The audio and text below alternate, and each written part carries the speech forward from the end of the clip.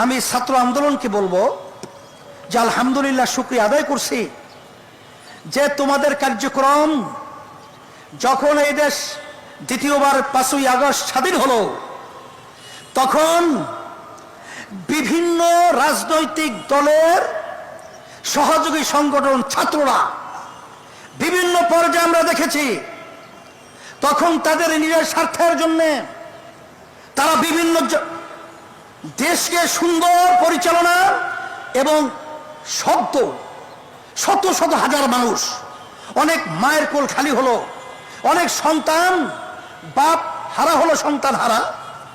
মা যখন বলতেছিল কয়েকদিন পর্যন্ত আমার সন্তান আমাকে মা বলে ডাকছে না, সেই কথা ভুলে গিয়ে ওই স্বার্থান্বেষী মহল এই বাংলাদেশের বিভিন্ন পয়েন্টে চাঁদাবাজি, সন্ত্রাসী, জায়গা দখল, বিভিন্ন পর্যায়ে অশান্তি করে তুলে বাংলাদেশকে অস্থিতিশীল করার চেষ্টা করেছে।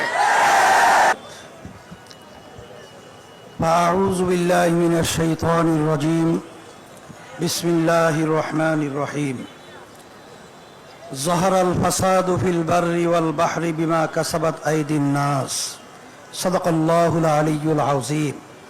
সবাই দুরূদ শরীফ পড়ি। আল্লাহুম্মা সাল্লি আলা সাইয়্যিদিনা নাবিয়িনা ওয়া শাফিঈনা ওয়া হাবিবিনা ওয়া মাওলানা মুহাম্মদ সাল্লাল্লাহু আলাইহি ওয়া আলা আলিহি ওয়া আসহাবিহি ওয়া বারাক ওয়া সাল্লাম।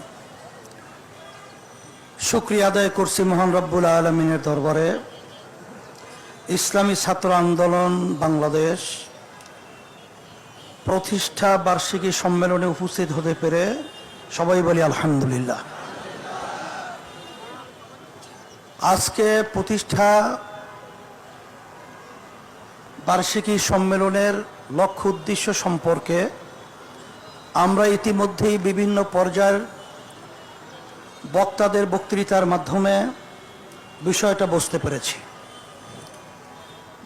আমি ব্যতিক্রম ধর্মী বিশেষ করে কয়েকটা কথা স্মরণ করায় দেওয়ার জন্য বলছি।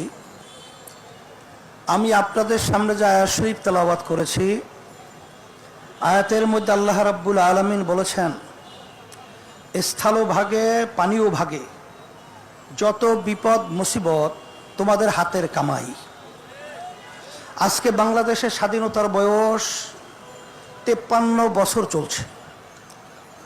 এই 53 বছরে যাদের মাধ্যমে দেশ চলছিল, বর্তমানে চলছে, এখন বর্তমানে অন্তর্বর্তীকালীন সরকার তারা দেশ পরিচালনা করছে।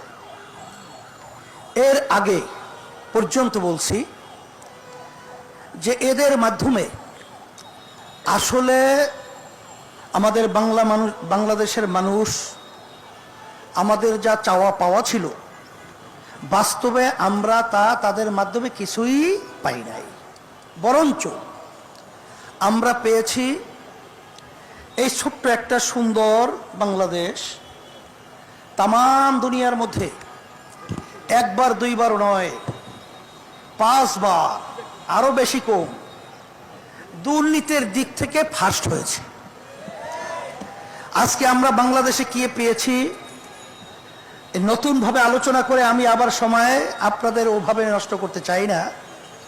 আমাদের সামনে পরিষ্কার, রাস্তায় নামলে খুন, আর অনেক সময় বাড়িতে থাকলেও গুম। রাস্তায় গুম, বাড়িতে খুন। বিভিন্ন পর্যায়ে এই 16-17 বছরে প্রায় 625 জনের মতো মানুষ গুম হয়েছে। খুনের তো আর কোনো শেষ নাই। আর এই বাংলাদেশের মধ্যে আজকে আমরা বারবার বলছি, স্বাধীনতা আবার দ্বিতীয়বার আমরা অর্জন করেছি। এখন অনেকে প্রশ্ন করতে পারেন যে আমরা তো 53 বছর আগে দেশ স্বাধীন করেছিলাম, আবার নতুনভাবে স্বাধীনতা কি? আসলে বাস্তবতা হলো এই যে আসলে আমরা স্বাধীন দেশে বসবাস করেছি ঠিক, কিন্তু আমরা বাংলাদেশের মানুষ স্বাধীন ছিলাম না। এখন আল্লাহর খাস মেহেরবানি, এখন আমরা স্বাধীনতা দেশে বাস করছি, স্বাধীনভাবে কথা বলতে পারছি। এখন আমার কথা হলো এতটুকুই যে 53 বছর স্বাধীনতার বয়স হয়ে গেল, আর বিপদ আপদ মুসিবত আমাদের হাতের কামাই। আমরা যেন সামনে আবার আমাদের ভুল সিদ্ধান্তের মাধ্যমে আমরা যেন আবার এই সুন্দর দেশটাকে আবার এরকম পরাধীনতা এবং খুনি এবং চাঁদাবাজ সন্ত্রাসীদের হাতে আবার যেন আমাদের দেশটাকে তুলে না দেয়, এই কথা স্মরণ করা দেওয়ার জন্যই মূলত আমি প্রথমে আপনাদের সামনে কথাগুলো বলছি। আর সাথে সাথে আমি ছাত্র আন্দোলনকে বলবো যে আলহামদুলিল্লাহ, শুকরিয়া আদায় করছি যে তোমাদের কার্যক্রম যখন এই দেশ দ্বিতীয়বার 5ই আগস্ট স্বাধীন হলো, তখন বিভিন্ন রাজনৈতিক দলের সহযোগী সংগঠন ছাত্ররা বিভিন্ন পর্যায়ে আমরা দেখেছি, তখন তাদের নিজের স্বার্থের জন্য তারা বিভিন্ন দেশকে সুন্দর পরিচালনা এবং শত শত হাজার মানুষ, অনেক মায়ের কোল খালি হলো, অনেক সন্তান বাপ হারা হলো, সন্তান হারা মা যখন বলতেছিল কয়েকদিন পর্যন্ত আমার সন্তান আমাকে মা বলে ডাকছে না, সেই কথা ভুলে গিয়ে ওই স্বার্থান্বেষী মহল এই বাংলাদেশের বিভিন্ন পয়েন্টে চাঁদাবাজি, সন্ত্রাসী, জায়গা দখল, বিভিন্ন পর্যায়ে অশান্তি করে তুলে বাংলাদেশকে অস্থিতিশীল করার চেষ্টা করেছে।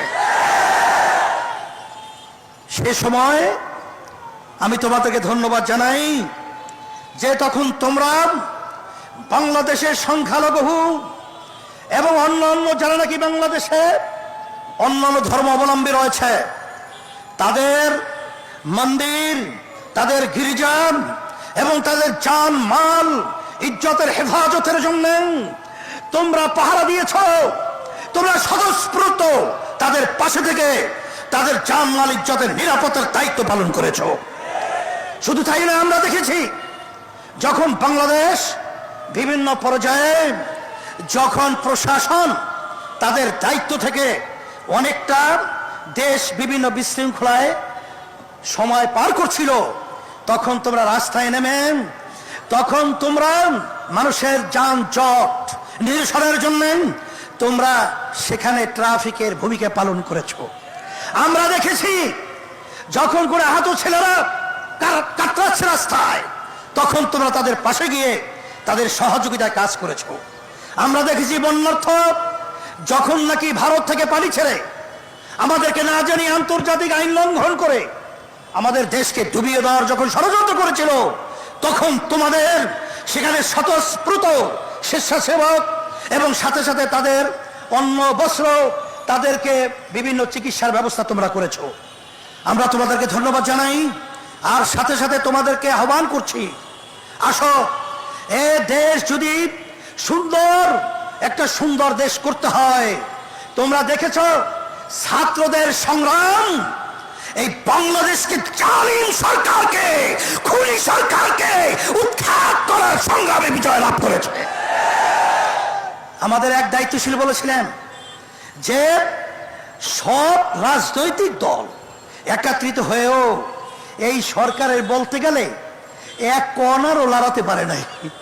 কিন্তু আলহামদুলিল্লাহ, যখন ছাত্রদের আন্দোলন সংগ্রাম, যখন তোমরা ন্যায্য দাবি আদায়ের লক্ষ্যে যখন তোমরা স্বতঃস্ফূর্ত ভূমিকা পালন করেছিলে, তখন বাংলাদেশের সব শ্রেণীর মানুষ, এমনকি আপনারা দেখেছেন ইসলামী আন্দোলন বাংলাদেশ সর্বপ্রথম রাজনৈতিক ব্যানারে, অন্য কোন রাজনৈতিক দল তখন এই ছাত্রদের ন্যায্য দাবি আদায়ের লক্ষ্যে কেউ রাজপথে আসতে পারে নাই।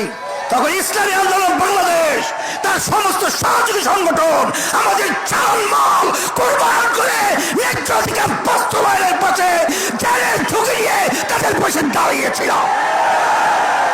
কিন্তু আজকে দুঃখ সাগরে বলতে হয়, যারা অন্তর্বর্তীকালীন সরকার আপনারা দায়িত্ব পালন করেছেন, রাজনীতি করতে করতে চুল পেকে গেছে, দাড়ি পেকে গেছে, দাঁত পড়ে গেছে, কিন্তু ওই চেয়ারে বসার সুযোগ হয় নাই। কিন্তু আজকে আল্লাহ আপনাদেরকে ওই চেয়ারে বসিয়েছেন।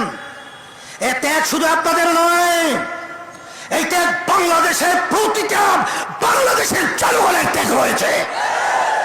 আজকে আপনারা বাংলাদেশে আজকে ইসলামকে, মুসলমানদেরকে এবং তাদের নীতি আদর্শকে অবজ্ঞা করবেন, তাদেরকে গুরুত্ব দিবেন না, এটা হতে পারে না, হতে দেওয়া যাবে না।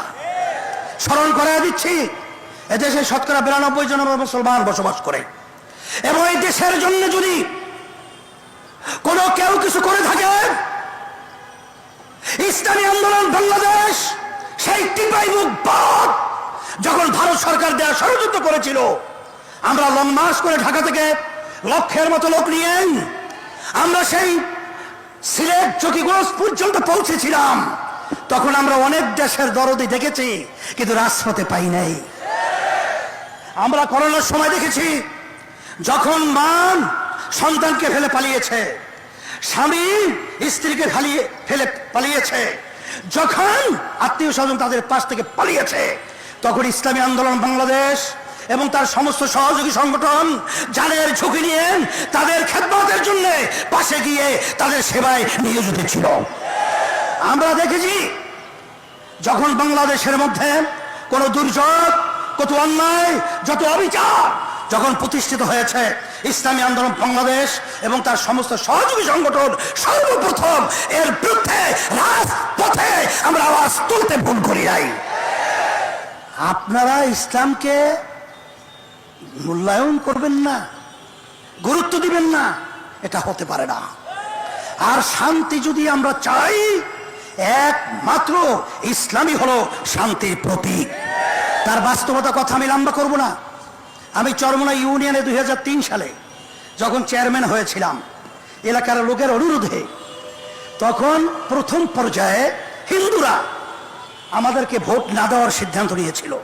কেন? হুজুররা যদি ক্ষমতায় যায় তাহলে আমাদের মন্দির তো থাকবেই না, পূজা আশ্রয় করতে দেবে না।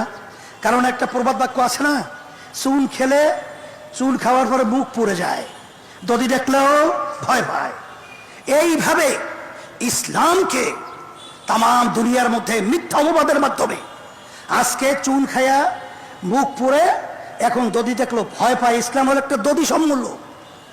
এই ইসলাম খেলে শরীর আরো ভালো হয়। দদি খাইলে কি খারাপ হয়? সেই দদি খাওয়ার পর আর শরীর সতেজ হয়, ভালো হয়। আসলে ওই নির্বাচনে আমাকে তেমন হিন্দুরা ভোট দেয় নাই। আমি তো আলহামদুলিল্লাহ চেয়ারম্যান হয়ে গেছি 2003 সাল। চেয়ারম্যান হওয়ার পরে এখন আপনারা চরমোনা যেন খবর নিয়ে দেখেন, সমস্ত হিন্দুরা দল টল বুঝে টুঝে না, একেবারে নির্দ্বিধায় ঝাঁকে ঝাঁকে ইসলামী আন্দোলনের প্রার্থীর পক্ষে তারা আজকে ভোট দেওয়ার জন্য উম্মদের মতো পাগল হয়ে কাজ করছে। আপনারা লক্ষ্য করেছেন, এই শাহবাগী যখন হিন্দুরা অবস্থান নিয়েছিল, সাংবাদিকদের সামনে হিন্দুরা বলেছিল যে আমাদের মন্দির, আমাদের জানমাল নিরাপত্তার দায়িত্বের জন্য ইসলামী আন্দোলন বাংলাদেশ আগিয়ে আসছিল।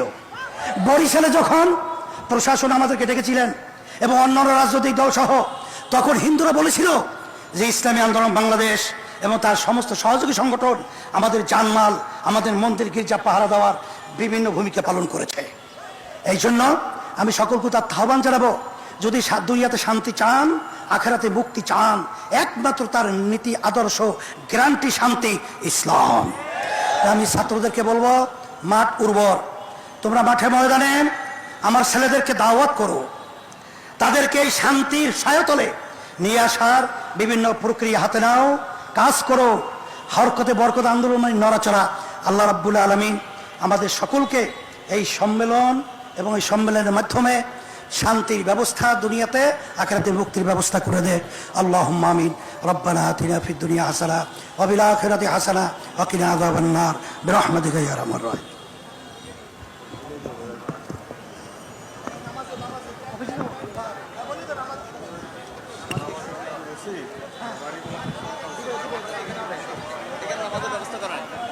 জি, প্রিয়